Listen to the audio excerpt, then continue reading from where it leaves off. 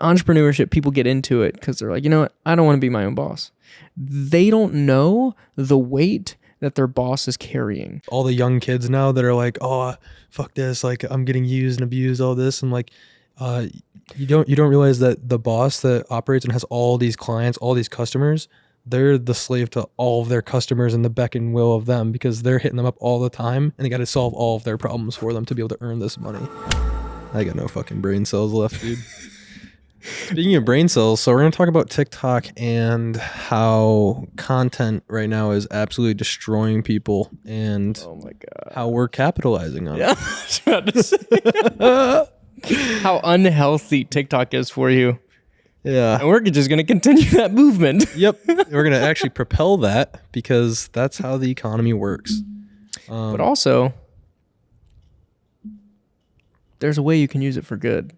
There is a way you can use it for good. This is true. And most of the media propaganda machines do not do that, unfortunately. So I guess let's start this episode off getting real political. I'm just kidding. But kind of.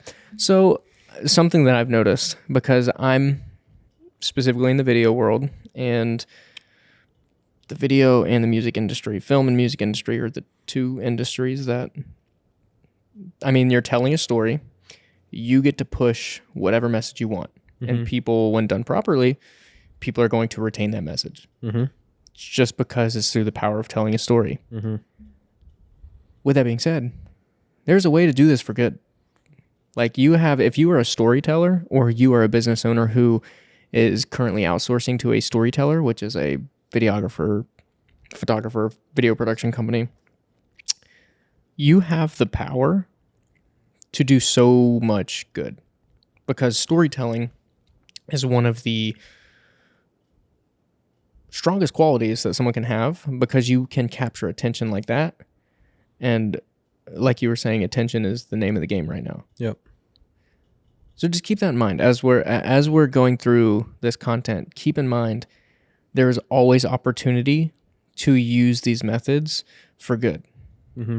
It's not only about, let me do whatever I can to screw this person over just so I can make a buck, because that's not what we're about.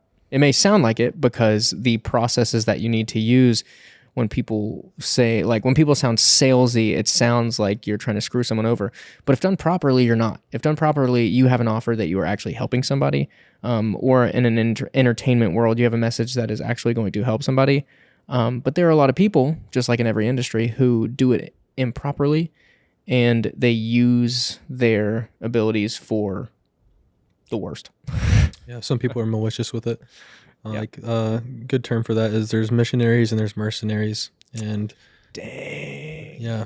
The people that are missionaries, obviously they're driven, they have a purpose and want to actually put a good impact in the world. As for mercenaries, they're people that take advantage of the system, and they understand psychology very well. And not to say that these people are not good business people, because they are very fucking talented business people, and they just decide to take advantage of people that don't know any better. Yeah.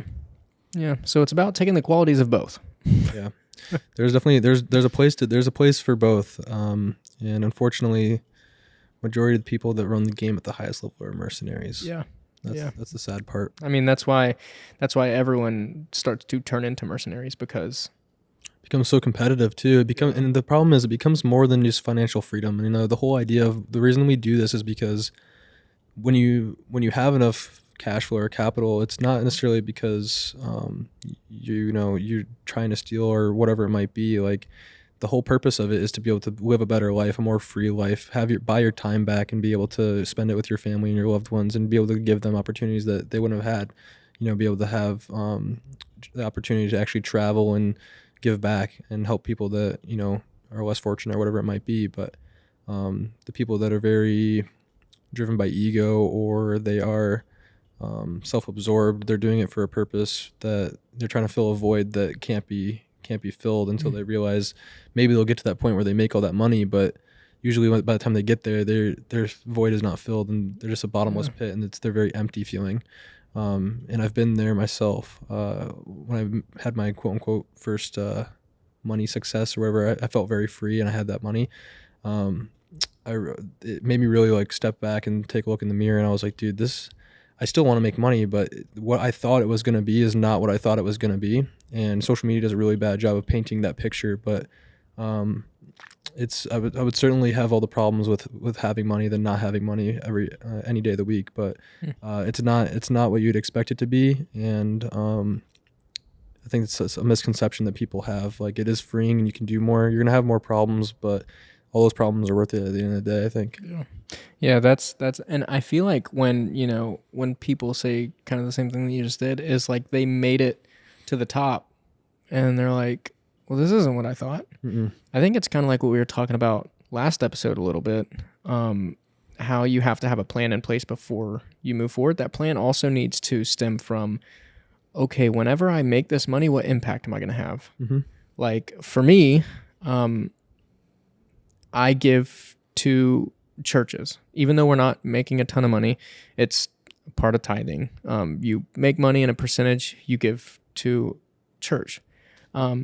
So I already have in my foundation, when we make this much money, here's the impact that's going to be made. Mm-hmm. So not only am I using this money in a good manner, but I also even have more of a drive to make this money because now I have all these lives that I'm ready to impact. Mm-hmm. Good thing is they don't know that that's going to happen. So there's no pressure on their end, Yeah. but there's more drive because when I make it to this point, I can't wait to pay my parents' bills. Mm-hmm. Like I can't wait to buy my mom this Hellcat. That's what car she wants, and Nice. that's one of my driving factors. Is she a G? She really like that? She wants a Hellcat, but having these realistic, bettering the good impacts Mm-hmm. already in place is going to set you up so that when you are making this financial success, you're doing it properly. Mm-hmm. And you're not still feeling like there's a void whenever you get there. Mm-hmm. Yeah? Yeah. I mean, for me, like, I was chasing the money and I was hustling and doing my thing. But when I got the money, I was very empty and I was like, it's not as fulfilling as I wanted. And I'm the type of person that's like, I like hard challenges. Like, I don't like shit easy. I want difficulty to make me better. And I like the challenge. I fucking love a challenge. So I was like, I got through the challenge and I was like, it's so cliche, but dude, it's so much about the journey. Yeah. It's so much about the journey. Cause like the whole time you're learning, you're like, fuck, I want to meet this milestone. I want to meet this goal. And you have to learn and fail to hit that. And once you hit it, once you've gotten to the end, you're like, fuck, dude, like, well, what's next? Like, there's nothing, I'm so bored. Like, I'm so upset. Like, there's nothing. It's the idea that you have something to chase and something to go for that drives you and gets you out of bed every day. Because by the time you hit that milestone, you're just like, dude, you're sick. You don't know what to do. You just feel lost. And it's like, you have to push the field goal back because it's the only answer. Like, just to keep going and just do the next thing. What's the next project? What's the next way I can impact people? What's the next way I can help people? Or whatever it might be, but it's just like it just keeps going. It doesn't ever stop. Yeah, no, that's something that I've noticed and started implementing into my life recently is failure. If you're going to succeed, failure is not an option. It's going to happen. Like I don't think there's one person in the world that has ever made it without having a failure. Now that scale of what that failure may be can differ, but my interpretation on this is every time I fail, I honestly get excited because I have a check mark worth of failures before I can succeed again. So it's like I tell myself, I've got to at least fail 100 times before I can make my next real milestone. Yeah, absolutely. Usually it doesn't take 100. Usually it's like 25 and I'm like, oh, cool. I've made a milestone or whatever. Yep. But like if you tell yourself I've got to have 100 failures before I can hit my next milestone, you're almost looking for them. And that like propels you into doing things you wouldn't usually do, going into scenarios that you may find scary, but it's because you know you're going to fail and you're like, all right, sweet. Yeah. It's one step closer. Especially with content creation, dude, because like you have to fail so much because you might have to make 100 videos just to get one to convert. And then you're like, all right, fucking finally, I got something that works. Now I can double down on this and I can grow. Now I found what works. I can expand on this and you can move forward. Yeah. Yeah. You have to. That's good. You got to fail. You got to fail. You have to. If this is going to get more into like a a mental It's a mindset based. yeah. If you are feeling like torn down, like if you're literally feeling like, That's how you feel all the time. dude, get used to it. Yeah. Use that and boost yourself up, because this whole idea of like, oh, I'm not doing good, oh, I might as well stop. Yeah. If that's your mindset, might as well stop. This isn't for you. Because it's not for you. Yeah, this is not the lifestyle for you. I'm afraid to like the idea of like, oh, I'm gonna become an entrepreneur. I'm gonna do this. I'm gonna do that. Okay. I encourage you. I want you to try, and we'll see how long you last, because this is fucking. I'll be here with you. This is battle royale, and it's the last man standing. Yeah, I'll be here with you. Like entrepreneurship, people get into it because they're like, you know what? I don't want to be my own boss. They don't know the weight that their boss is carrying. No, you have no fucking idea. And here's the thing, like the people that are like all the young kids now that are like, oh, fuck this, like I'm getting used and abused, all this. I'm like, you don't realize that the boss that operates and has all these clients, all these customers, they're the slave to all of their customers and the beck and will of them, because they're hitting them up all the time and they got to solve all of their problems for them to be able to earn this money. And they have you as access, as leverage to be able to help them solve those problems. But when you're first doing it by yourself, you're freelancing, you're self-employed, you're all of your clients, bitch. It changes you. Yeah. It changes you. And you got to love it. If you don't love what you fucking do, it's going to be really hard mentally, man. Yeah, no, I was talking to my father-in-law, and because he's been running his business for, you know, he's a safety trainer, OSHA safety training. So he was with Sunbelt for a little bit, and he got really good at sales. Sunbelt, he got really good at sales. And then he was like, you know what? I don't want to work for anybody anymore. He started his own company. He came up to me a couple days ago, and he was like, you know, you've got to be a little bit insane to be a business owner. Yeah, I'm like, you do. Yeah, you do. Like you do. I'm learning that now. You'd be fucking crazy. But you can't be all the way there if you're going to be a business owner, because you've got to be able to take so much hell. It's bad. And still be able to, I don't know if it's insanity, if you're, you know, psycho, I don't know what it is, but you've got to have a wrong switch up there to be able to get hit the amount of times that you're going to get hit and still get up and be like, all right, what's next? Yeah, you have to be insane. Like you're just, not everyone's wired that way, and it's that, you know, it is what it is. I think it's powerful for you to be able to identify that you are wired or not wired that way, and then, you know, stick to your strengths. But if you go down the entrepreneurial path and you stick to it, then good for you. And if not, best of luck. But I was like, dude, I was talking to my grandmother the other day about investing and stuff, and this is all we fucking do. You know, like this is how we live our life. Yeah. We're surrounded by this every day. We're passionate about it. This is how we roll. But you know, obviously it's not for everyone. They want to live their life and enjoy it and everything. But like, this is like, why do you do this to yourself?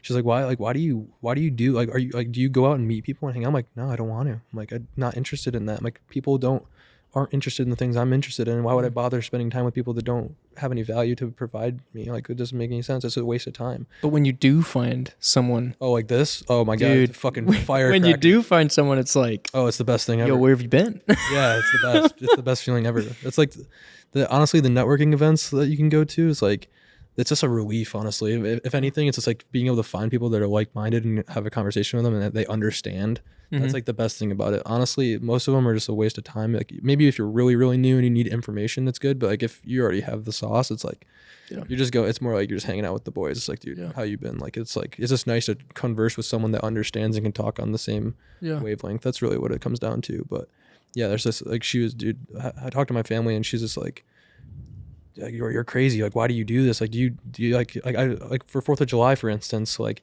I was working all early morning and I was exhausted like early in the night. I was like about to go to bed at like 5, 6. I've been up all morning and I like passed out. I've been so like in the rhythm of working day to day, just hustling, that I forgot it was the 4th of July. I didn't even know. I was so like blocked out the rest of the world, and the fireworks started going off. I was like, holy shit, World War III hit, man. What the fuck? And I was like, I looked at my phone, like, what time is it? And I was like, dude, it's the 4th of July.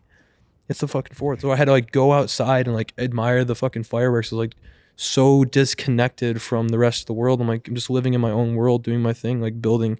And I'm like, holy fuck, like you can get disconnected really fucking fast, like if you're really in the rhythm and really grinding. Yeah, that honestly kind of leads into like there is one of the biggest things that business owners and entrepreneurs are constantly trying to learn is balance. Now, there's no such thing as complete balance. But balance between like, for me personally, I'm a believer in God, in the Christian God.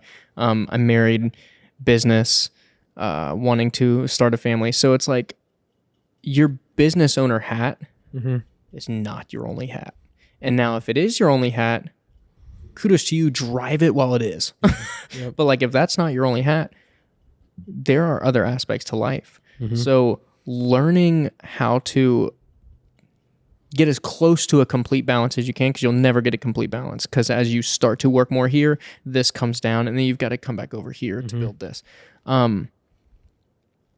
Like you said, you forgot it was 4th of July. Yeah. Like that's like, at that point, you may have been like, okay, I need to go, let me just look at the fireworks. Yeah. So it's like you're now saying, okay, now my priority needs to go back to my personal life. And so that balance, if you're struggling with that balance, that's normal. If you feel like you aren't working hard enough over here and you're doing too much over here, it's okay. Everyone has that. Everyone is working too much over here, not enough over here. That's when you make the decision to say, okay, now let me put my focus here. Let me work here. That constantly putting a different hat on over and over again is normal. And I heard something that I think it was a marriage podcast that me and my wife were watching, and it was crazy because this couple was explaining the difference of how majority of men and majority of women think. And it was crazy because we looked at each other and we were like, okay, spot on. Think of our brains as like a box, all right? There are multiple different boxes for each thing that we do in our life. We have business, we have family, we have even marketing, we have content, we have all the like business broken down. Men have all these different boxes. Works like a filing cabinet. And we cannot work on 2 at a time. It is pull the box open it, and we are zoned in. And if we got to go somewhere else, if we're not ready to go there, we tend to get angry because we are zoned in right here. And if we are taken away from this, it's like, dang it. So then but then you open this box. And then if somebody else comes and you're like, this is ridiculous. And then you're getting angry. Yeah. Women, all in one box. Yeah. So they are freaks of nature. They can just like, oh, did you meet with this client yet? Cool. Okay. The dishes need to get done. Oh, let me go see what the family's like. They can do it all in one. And men, it's like, no, we are simple creatures. Structure. There's so much structure. We are like, let's do this one at a time. So that's something that's along with the balance is knowing what boxes need to be open at what times. And that's again with structuring your day, kind of like we were talking about in the last episode, is from this time to this time, this box is open. And if this box is open, nobody's bringing any other box to me. Yeah. This is my box. Yep.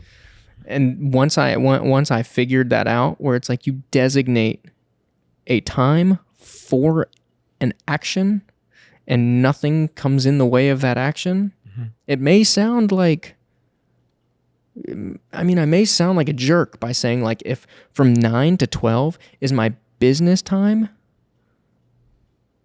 hey, love of my life, you can't ask me to do something at this time. That may make me sound like a jerk, but that's also how we work. And Miranda completely understands. She's like, I understand. If you're going to get this done, you've got to be in quiet. So it's like understanding a certain time is your certain box and nothing else comes in. Your phone isn't on, nothing else comes in. Once you figure that out, that balance starts to become less drastic. It starts to become a little more evenly tuned. Yeah, it's just like communication skills that play a huge role in that, and being able to have that dynamic with your partner and being able to organize that and have structure between one another, and just communication's huge. Like, being able to be on the same page and be like, look, these are the prerequisites that I have in order to have our life function the way we want our life to work, and like that's just, I need you to be on board with that, and if you have someone that really supports that, then you'll be good to go. River. What? You and I explain how you and I met. Okay. I remember it clear as day. So I could have taken this so many ways, but I won't. Dang. Okay, I won't. Took you out to a nice dinner. I was about to say he DM'd me, and then no. So Coerced my way in there.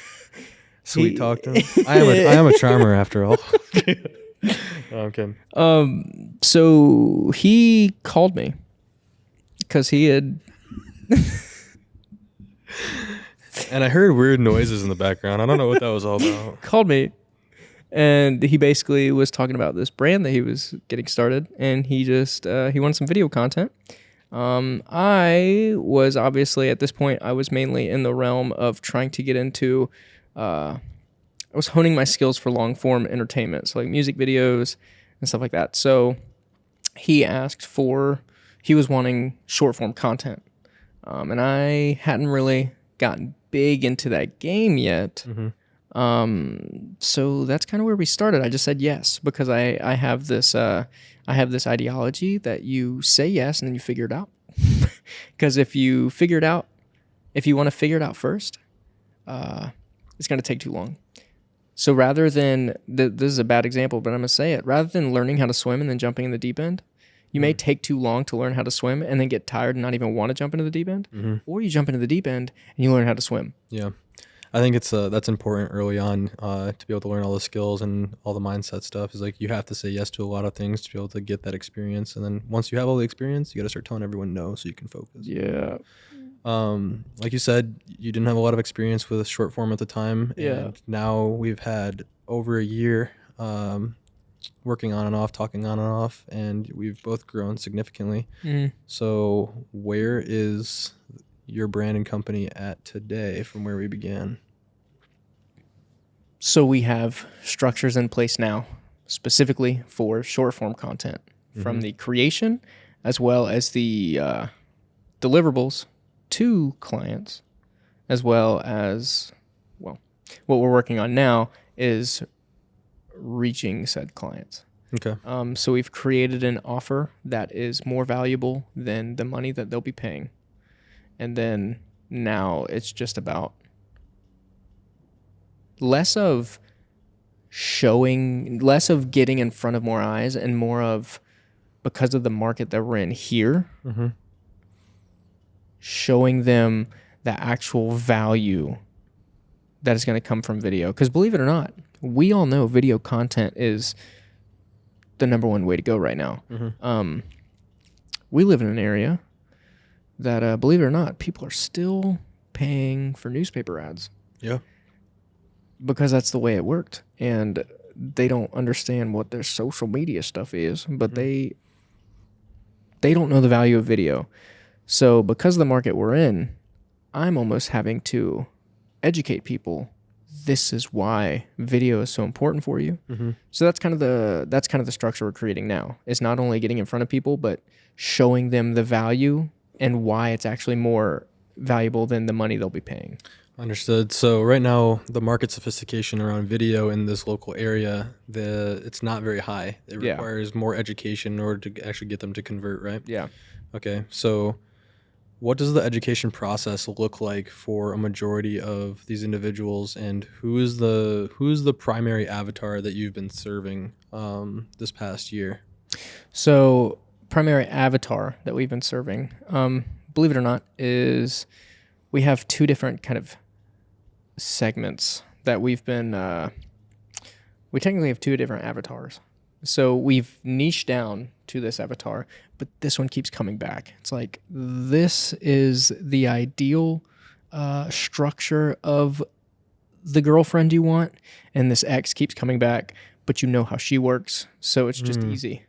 Ooh, that sounded a little sounded a little bad, but the woman in the red dress. that sounded a little bad, but I mean, hopefully you understand. So between the two, so the target that we've been looking for has been e-com brands. Okay. So specifically, e-com brands with their strong message in place, so their mission statement in place, because we thrive off of helping brands impact people. So not only are they going to be able to sell to people, they're going to be able to make an impact on someone's life, making it so that selling to them is second nature. Okay.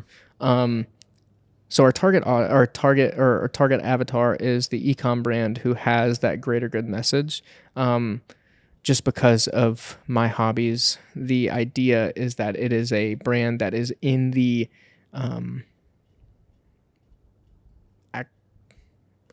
outdoor/fitness world. Okay. The target avatar that we have currently are actually churches. Okay. That's where a majority of the revenue is being driven from right now? Actually not right now. We just got out of that. This model that I was making was based on churches. I guess I misspoke. We have 2 target avatars over here. The e-com brands and then real estate. Okay. The churches we're trying to leave, not for any other reason besides most churches don't understand the money that it takes to get quality. Because they have this thought that like, oh, we're a church. Why are you charging us this much? Okay. It's like, well, it's a weird situation. We still have churches that completely understand what value we have, and the relationship is beautiful. Okay. Like I'm going to shout one out, The Well, down in Miami, Florida.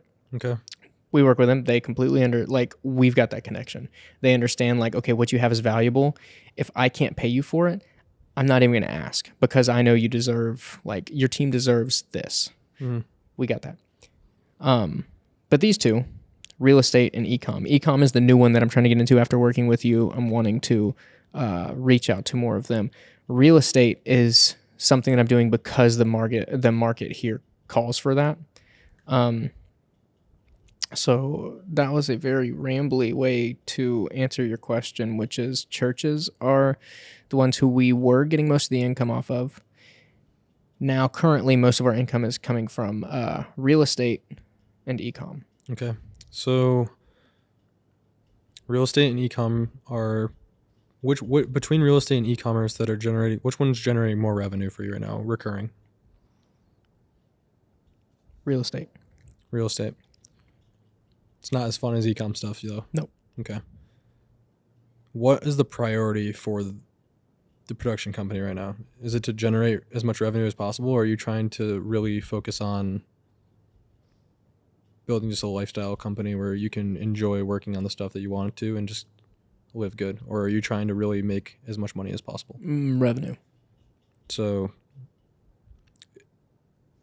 what does the lead generation system look like for actually acquiring real estate individuals?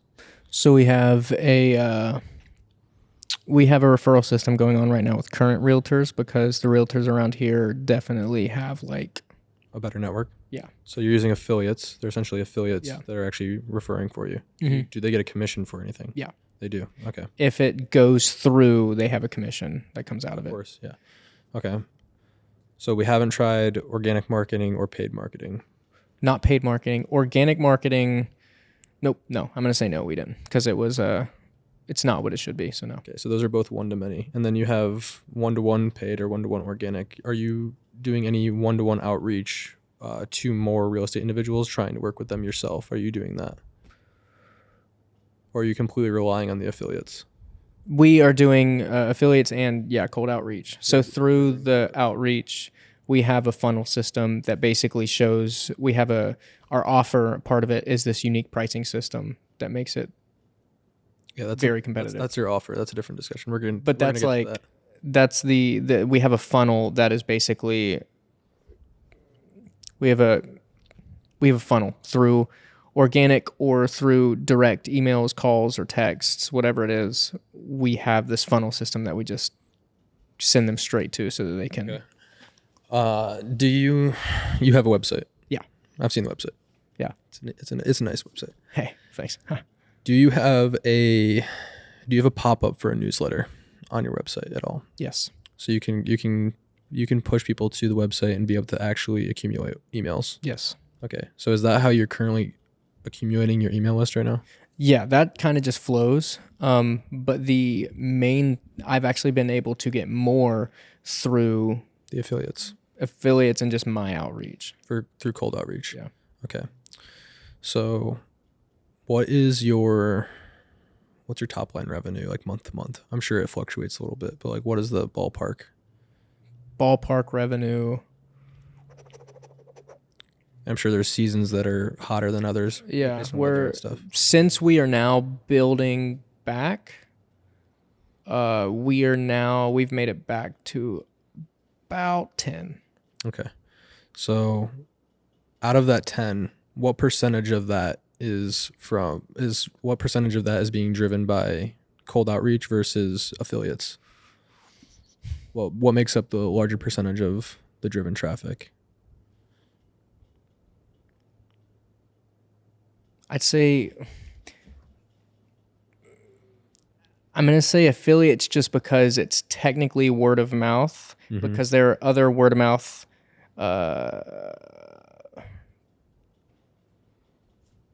there is word of mouth that comes in that is not a part of the affiliates technically. So it's like we have the affiliate system, but there's other processes through people just spreading our name, word of mouth, that we've gotten more off of. So I'd say affiliates because they're all somewhat in the same part, like in the same lot. But okay, and we haven't tested organic or paid ads yet. No. Okay, so right now there's 4 different ways to distribute your marketing. You got 1-to-1 organic or 1-to-many organic and 1-to-1 paid and 1-to-many paid, right?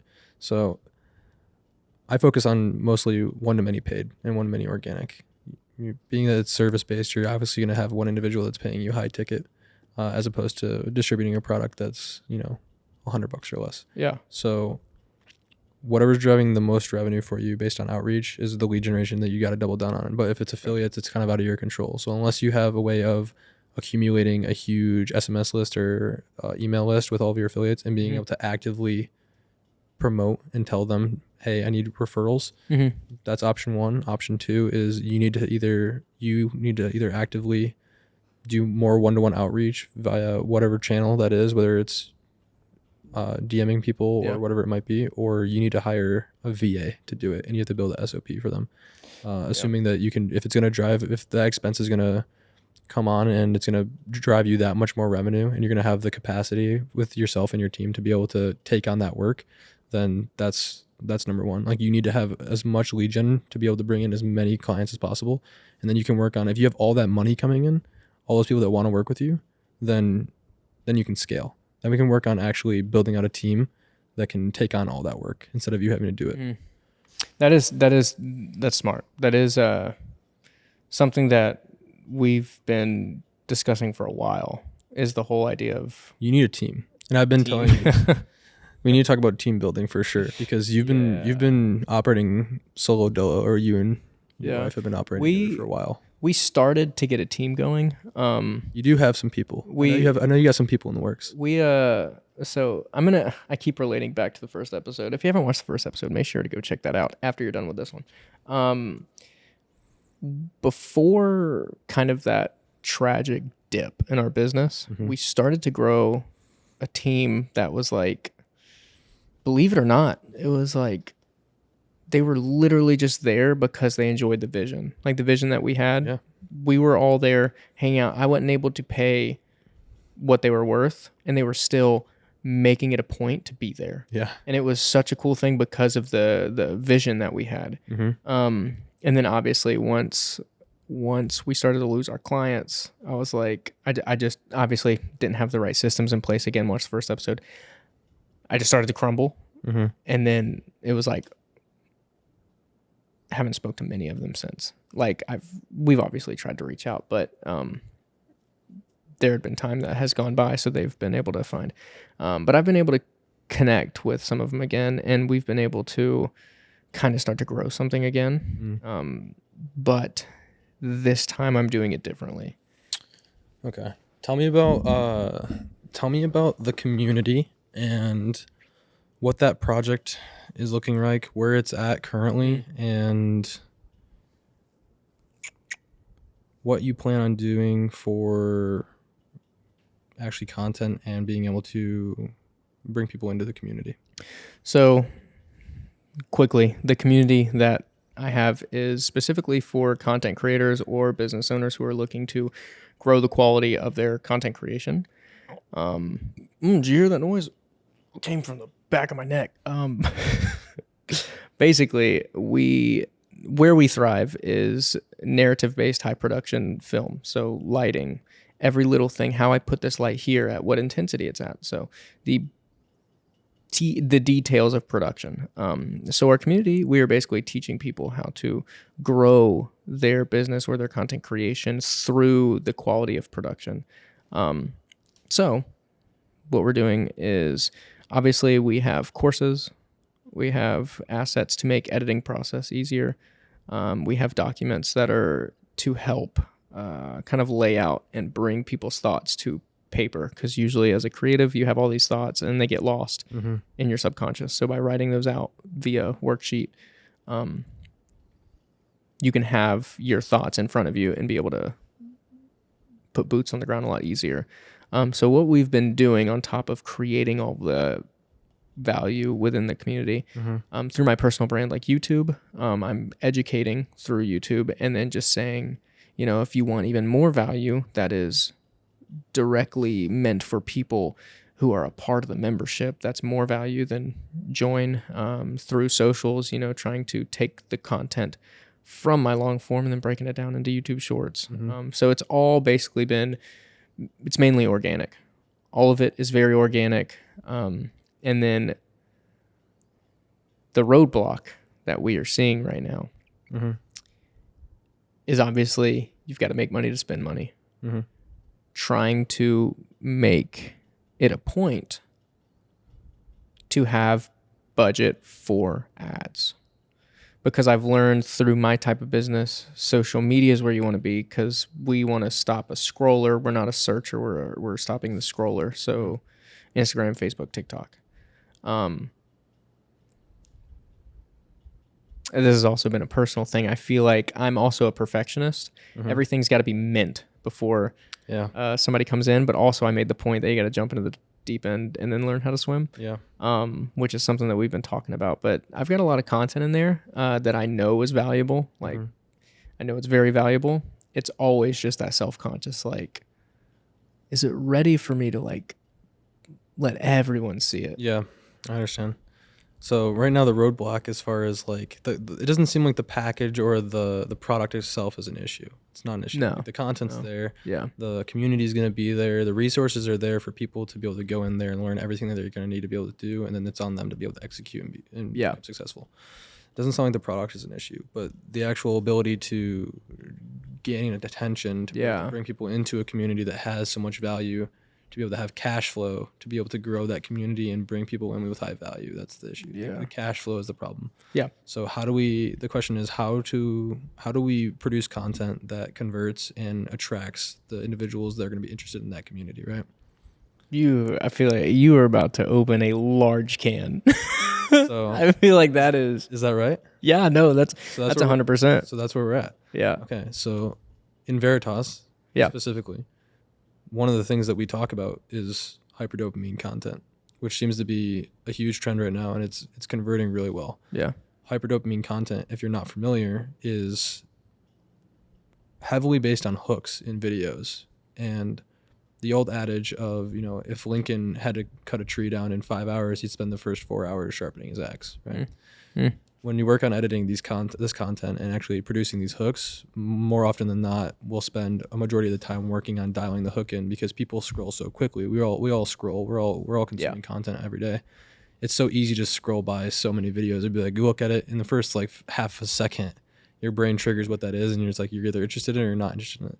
So being able to build something that is a scroll stopper and actually keep the retention and maintain the retention to be able to get your message across is so important. So hyperdopamine content, some of the big ones that we've been looking at is, ASMR stuff, satisfying videos of people cutting soap or popping bubbles, things like that.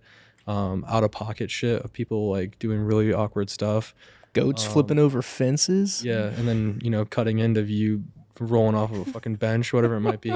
There's a ton of ways to be creative with it, but you know, you don't have to be the best marketer to be able to come up with those concepts. You just have to be a decent creative strategist, and to just do that, you have to get inspiration from other people that are successful, and then just arbitrage that concept and do it. I mean, there's a huge role of that with trends right now, right? If you see a trend, you don't have to be the person that is a trendsetter. You just have to be able to jump on that trend and be able to, and you know, execute on it and do it again over and over until it works. There's something to say for the person who can, you know, hop onto trends and follow the trend and then get to the point when you can start your trend. Yeah, absolutely. Absolutely. I think that it's easier to find someone that has success and kind of piggyback on it, or at least take inspiration from it and then, you know, twist it in your own way and do it your own way. Like, for instance, you know, if there's a dance or something in a song that's viral on TikTok, and, you know, you go to do it, all you have to do is, you know, throw a crazy outfit on or something, and do it and be bad at it, and build your own. Build your own brand around it, right? Like, you could see one person just do the dance, it could go viral, and then, you know, if you're the next person, jump on it, put a fucking Krusty Krab uniform on, and then make that your thing, like whatever it might be. Like, your brand is just going to stand out a little bit more unique. So personal brand's a big one. That's true. That I like that idea of hopping on the trend but make it yours. Like the reason I brought up the donkey clip, play the clip. Yeah, run the clip. See, that it's like taking a trend that already exists but then putting your own spin on it. There are tons of people who use that, and then they're just as their hook, and then their call to action is very different. You can have a hook that is proven to work, and just your call to action or the value that you're providing is, one, you know it's valuable, and then two, it's your own. Yep. The only making sure that you put a twist on it that's yours is the important part. Yeah, absolutely. Because whenever you start, like, if you were to watch something that someone does and then you were to just replicate it, more than likely, one, that person is well known, or else you wouldn't be trying to copy them. So if they're well known and then you do it, I mean, everyone's going to look at you like, okay, you try something different. Or no one's going to look at you because they understand that you're just copying. There was, now I don't know where the source came from, but Peter McKinnon, he's a high photographer and YouTube content creator. And he did this cool video effect where he like cloned himself. And then he did this thing where for all of his sponsors, he created a clone and then he was talking to that guy. So it was like every time he had a sponsorship reading, it was like that guy would come in and he'd be like, oh, frick, what? And then he'd do the sponsorship read. So it's like this idea that he was cloning himself. And I don't know if he created it or got inspiration from somewhere, but he made it something that now you can see all these people doing the same thing, but it's the same exact thing. Yeah. Same exact